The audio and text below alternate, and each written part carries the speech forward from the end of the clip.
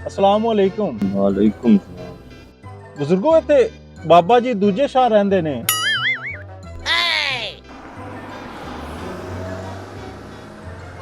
अस्सलाम वालेकुम। वालेकुम सलाम। छोटे यार इत्थे ना बाबा दूजे शाह ने, वो कित्थे ने पता है? कोई होते जा रहे हैं। चल जा जा, वो सामने है। अजीब है यार, जिन्नू पुछदा कहंदा चल, पता नहीं की गल है।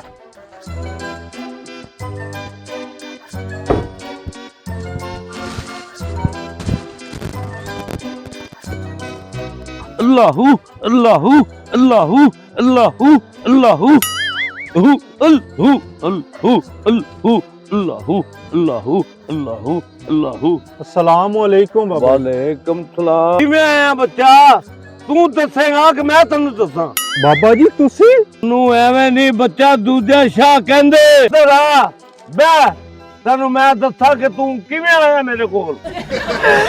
बाबा जी मैनू पता लग गया है, तुसी मेरे मसले दा सारा हल कर लोगे। तू एक तो दो होने ਲਈ ਆਇਆ बच्चा। जी मेरे कोल पैसा बहुत है पर कुड़ी नहीं लभदी।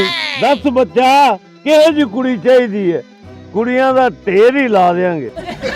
ਮੈਨੂੰ ਨਹੀਂ ਲੱਭਦੀ ਕੁੜੀ। ਉੱਥੇ ਸਾਡੇ ਮੱਲੇ ਦਾ ਇੱਕ ਕਾਣਾ ਮੁੰਡਾ, ਇੱਕ ਲੰਗੜਾ ਮੁੰਡਾ, ਉਹਨੂੰ ਲੱਭ ਗਈ, ਉਹਦੇ ਹੋ ਗਈ, ਪੈਸਾ ਵੀ ਬਹੁਤ, ਵਸਾਇਲ ਵੀ ਸਾਰੇ, ਲੇਕਿਨ ਕੁੜੀ ਜਿਹੜੀ ਆਂਦੀ ਆ ਮਨ ਮਨਾ ਕਰਕੇ ਫਿਰ ਮੁਕਰ ਜਾਂਦੇ ਨੇ।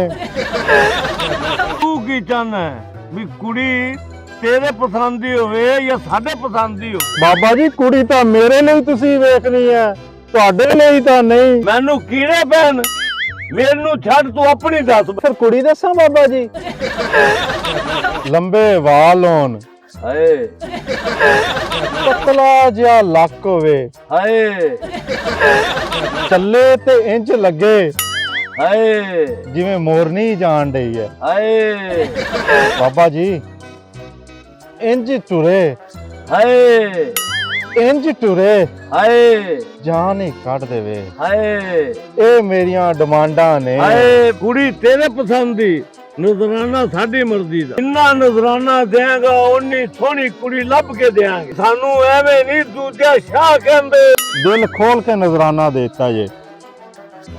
जा बच्चा एहे जी सोहनी कुड़ी लभ देंगे। ਅੱਛਾ ਬਾਬਾ ਜੀ, ਹੁਣ ਮੈਂ ਤੈਨੂੰ ਫਿਰ ਵਿਆਹ ਤੇ ਹੀ ਸੱਦਾਂਗਾ ਜੀ।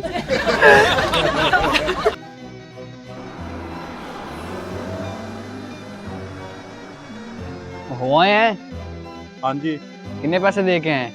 ਪੈਸੇ ਬਹੁਤ ਦੇ ਆਏ ਆ। लुटे ही गए हैं। ਕੀ ਮਤਲਬ? तेनू पता है वो की है?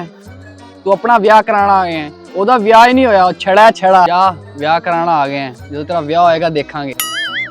ਇੱਥੋਂ ਵੀ ਲੁੱਟਿਆ ਗਿਆ?